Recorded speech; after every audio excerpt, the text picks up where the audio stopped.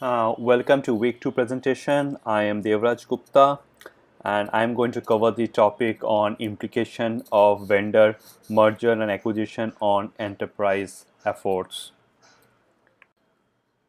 Here is the agenda for the presentation. Moving to the next slide. So next slide is on the steps for the ERP implementation, which has been explained through a flowchart.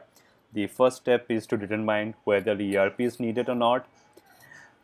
Second is on the change management. Third, to what extent business process reengineering is required. Who will be the suitable ERP vendor, whether consultant is required or not. Who will be in the ERP team, what training is essential. ERP implementation, whether it should be big bang or phase wise. And lastly, the post implementation review. Enterprise system comes with a great benefits, but it also imposes a lot of challenges and risks. I'm going to mainly talk about the challenges due to one vendor merger and acquisition. So this diagram has been taken from Professor Alan Simon's lecture slides. The diagram on the left is the enterprise system portfolio of a company. For North America region, vendor 1, for example, SAP, is the supplier of ERP and ACM system. For EMEA region, vendor 2, for example, maybe Oracle, is the supplier of ERP and ACM. The vendor 2 CRP capabilities span across North America and EMEA.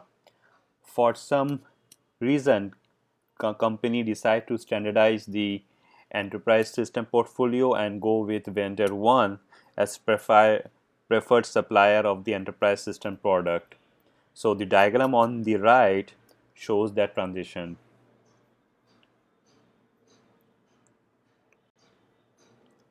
Sometime later, vendor 2 announces that it has acquired vendor 1.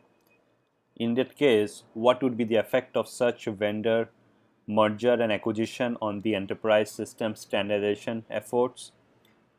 Possible questions to think about: should the standardization effort be stopped and wait for the roadmap of future product integration capabilities, or continue with the standardization or migration activity?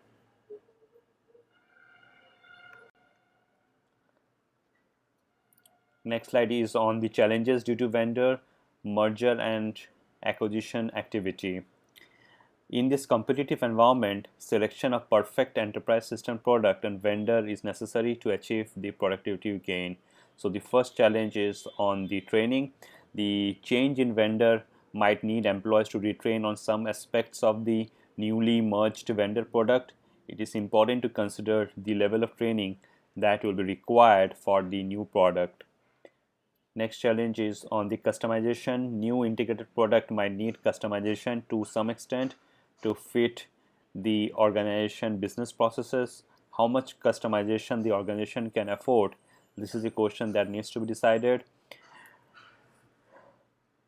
Please note that too much customization leads to increased cost and enormous risks to upgrades. Fit to organization culture. New integrated product needs to align with the organization culture. You see, it is important to consider whether the culture will be compatible with the new integrated product. So the key point: the vendor merger and acquisition activity has substantial implication on enterprise system effort. Understanding the implication is important for a successful enterprise system implementation.